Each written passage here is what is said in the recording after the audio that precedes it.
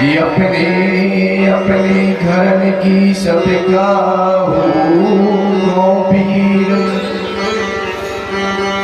और तुम्हें पीर सब घरन की धन्य धन्य रघुबीर।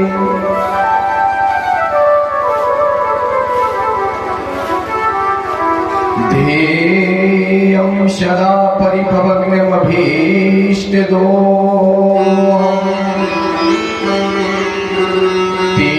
तीर्थास्पदं शिवविरञ्चनुतं शरण्यम्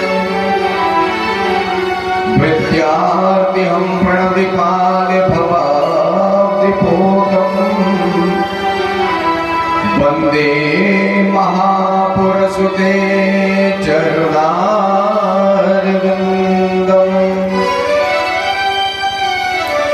नारायणं नमस्कृत्यं नरं चैव नरोत्तमम् देवीं सरस्वतीं व्यासं ततो जयमुदीरये।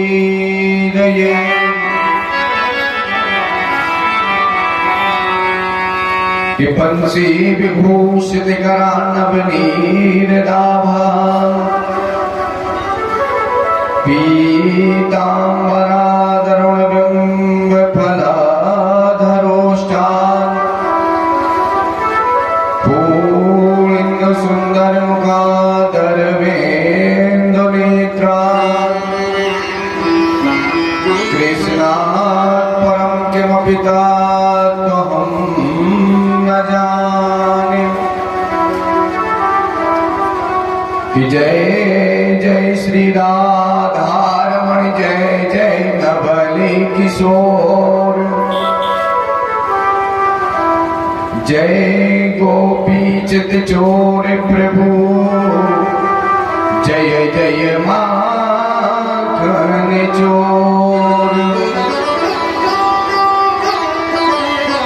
कि आइए हनुमंत लाल विराजिए कथा कहूँ मति अनुसार और प्रेम सहित गति धरो प्राजिए पवन कुमार प्राजिए पवन कुमार। बोली हनुमान जी महाराज की जय हो। श्रीमद्भागवत महापुराण की जय हो। सत्यदेव भगवान की जय हो। जगत जननी अम्बे मैया की जय हो। जय जय श्री राधे जय जय श्री राधे जय जय श्री राधे श्याम।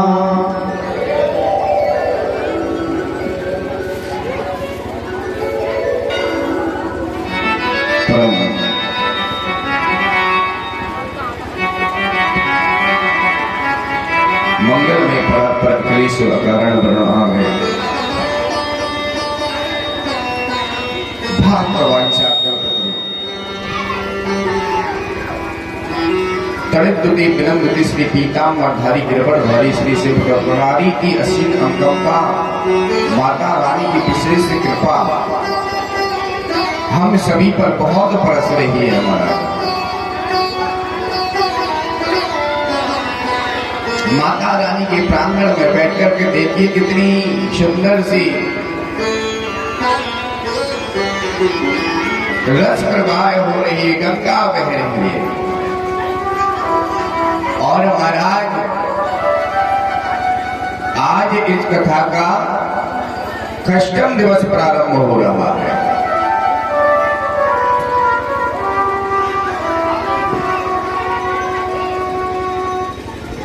अष्टम दिवस की बेला में हम सभी लोग उपस्थित हुए हैं। मंच पर विराजमान सभी विप्र देवताओं के श्री चरणों में इस दास का कोटि कोटि नमन कोटि कोटि प्रणाम। मंच पर विराजमान हमारे गंधर्व जन भैया के हृदय मंदिर में विराजमान प्रत्येक भौतिक परमात्मा को मेरा कोटि कोटि नमन, कोटि कोटि प्रणाम। आश्रम में पधारे हुए दूर देश से सभी संत भगवान के श्री चरणों में इस दास का कोटि कोटि प्रणाम, कोटि कोटि नमन। कथा पांडाल में पधारे हुए सभी भक्त वृंद, नन्हे नन्हे बाल गोपाल, सभी के हृदय मंदिर में विराजमान पंचभौतिक परमात्मा को मेरा कोटि कोटि नमन, कोटि कोटि प्रणाम। सिया राम में सब जग जानी, करो प्रणाम जोर गुरुपाल। आज महाराज हम सभी लोग पंचम दिवस की मेला में उपस्थित हुए। कितना आनंद आ रहा है।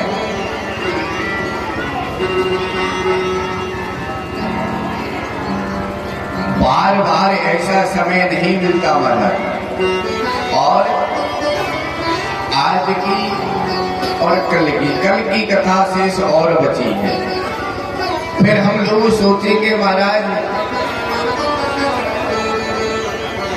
कि शायद हम भी चले जाते, कथा का आनंद ले लेते तो बहुत अच्छा होगा।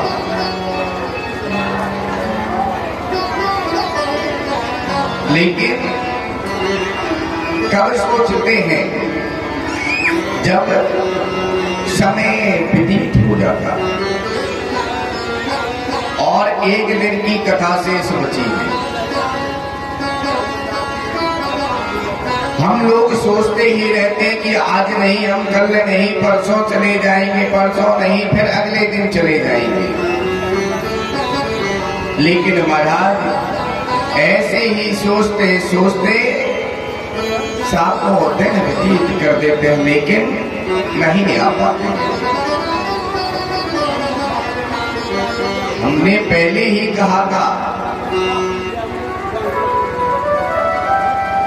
जिस पे भगवान की विशेष कृपा होती है वही गोविंद के दरबार में, माता रानी के दरबार में पधार पाता है।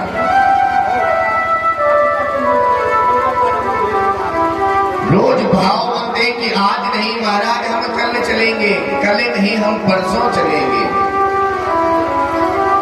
कि भाव बनते हैं, बनकर के बिगड़ जाते हैं और माता रानी के दरबार पर वही आते हैं जिन्हें माता रानी।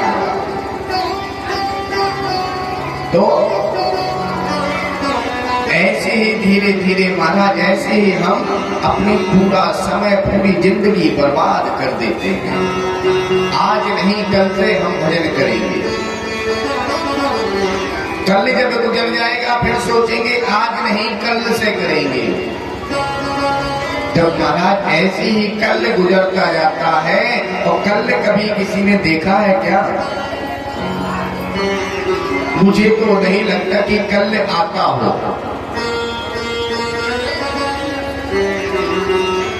ऐसे हम धीरे धीरे करके समय पूरा व्यतीत कर देते हैं, लेकिन बाद में पछताने के होता है कि देखो इतना सुंदर गोविंद भगवान ने हमको ये मानव शरीर दिया है, फिर भी हम इस शरीर से भगवान का भजन नहीं कर पाए। पूरी जिंदगी हमने ऐसी व्यर्थ गवा दी है। बाद में सोचते रहते हैं। तो जो सोचते हैं वो कर नहीं पाते, जो सोचते हैं वो कर नहीं पाते। हम लोग सोचे कि महाराज हमारा भाव नहीं है, ना वो भाव बनेगा, ना ही आप कभी भगवान के दरबार में पहुंच पाएंगे। भगवान का तो नाम ऐसा है कि भाव कुभाव अनक आलस हूं। किसी भी परिस्थिति में हो उसको तो भाव से भजिए, कुभाव से भजिए। कुभाव से भजेंगे महाराज, भजते भजते भाव बन जाता है। ऐसे हम लोग सोचते रहते हैं, पूरा समय व्यतीत कर देते हैं, लेकिन भगवान के दरबार तक नहीं पहुंच पाते। तो आइए कथा में प्रवेश करने से पहले अपनी मन तथा वाणी को पवित्र करते हुए गोविंद के श्री चरणों में लेके चलते हैं।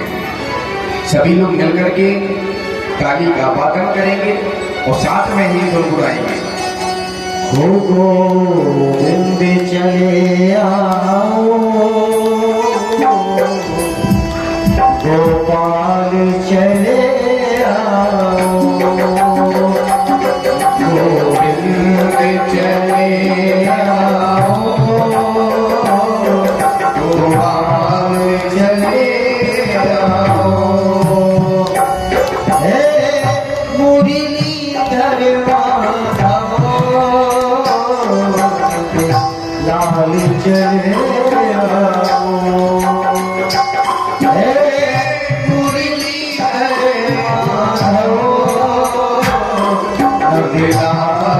चले आओ, गोविंद चले आओ, गोपाल चले आओ। बुलाइए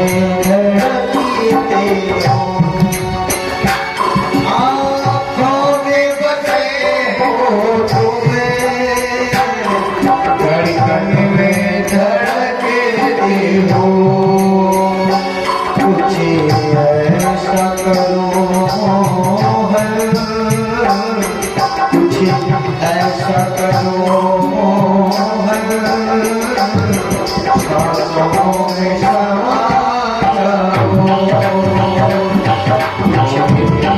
चले आओ,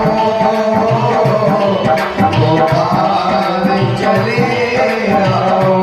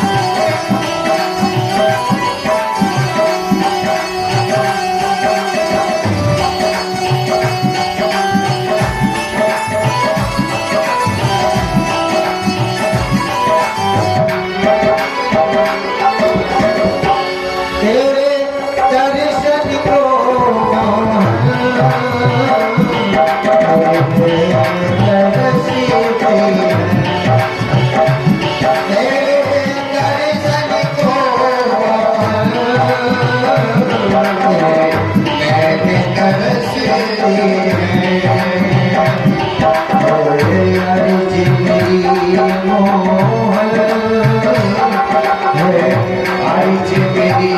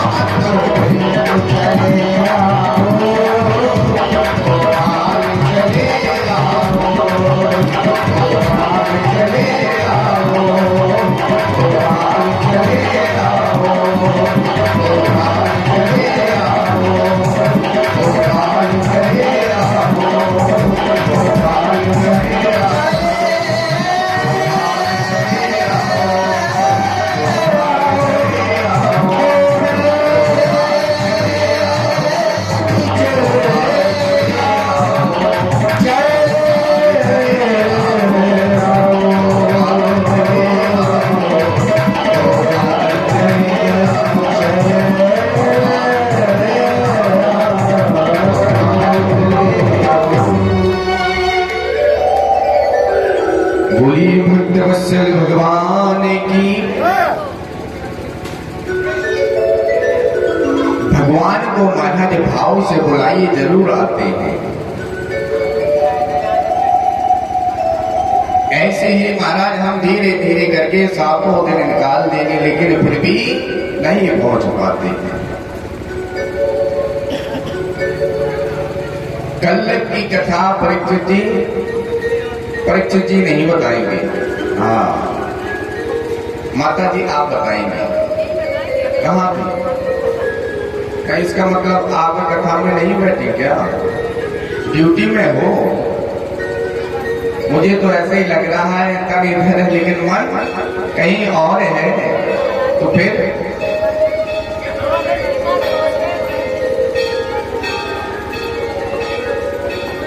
बता दो, नहीं तो समझ लो परीक्षित जी हाँ नाराज हो रहे आप। कल की कथा बहुत धूमधाम से हम सभी ने गिरिराज पूजन किया था।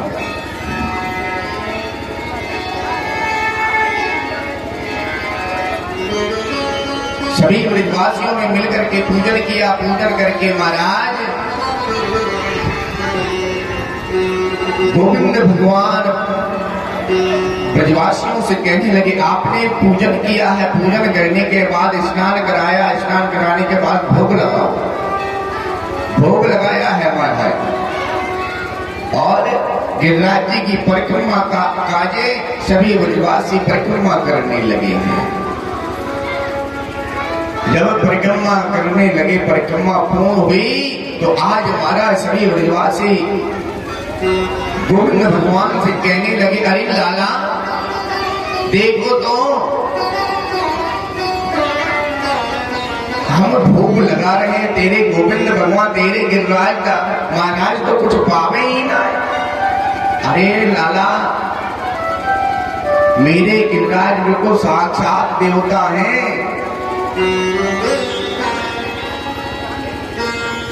वो आपको दर्शन देकर के ही पाएंगे, ऐसे थोड़ी पालेंगे। पहले आप लोग सब आंख बंद करो। अब तो हमारा सभी ब्रजवासी बहुत भोले हैं।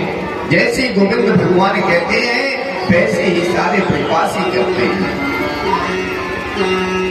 तो आज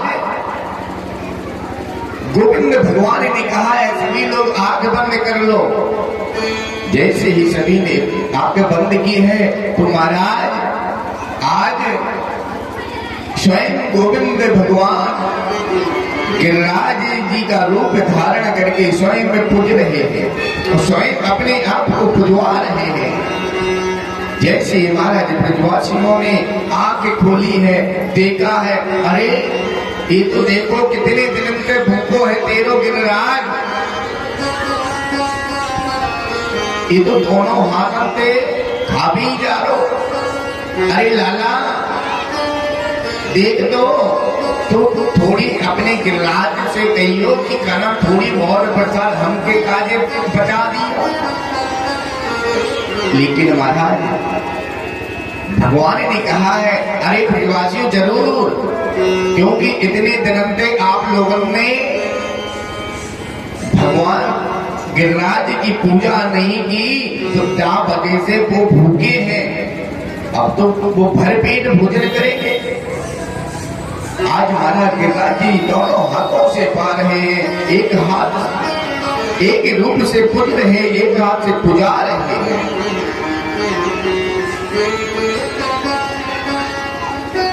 एक ब्रजवासी लाला बोलो अरे भैया देखो तो देखो, ये लाला बेबू हमारे कन्हैया की तरह है देव गिरिराज। हाँ जैसे ही महाराज सभी ने देखो अरे ये तो लाला सच्ची कह रहा हूं, क्योंकि ये देखो तो बिल्कुल तुम्हारी जैसे इसका मुख है, तुम्हारी जैसे वस्त्र पहने हुए। गोविंद भगवान ने कहा हाँ क्योंकि मैंने ही तो, मेरे गिरिराज जी है तो मेरा ही रूप धारण करेंगे ना।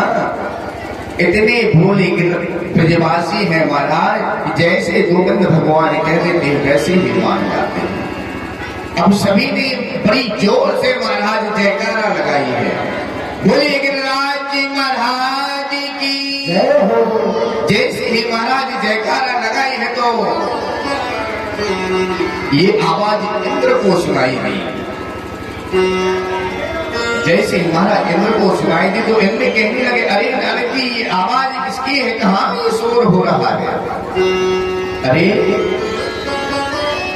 आपको पता ना है जो तुम्हारी इतने वर्षों से पूजा होती आई वो नंद के लाला ने 7 वर्ष के नंद के लाला ने वो तुम्हारी पूजा बंद करा दी है। वही गिरिराज जी की पूजन हो रहा है, सभी ब्रजवासी मिलकर के पूजन कर रहे हैं।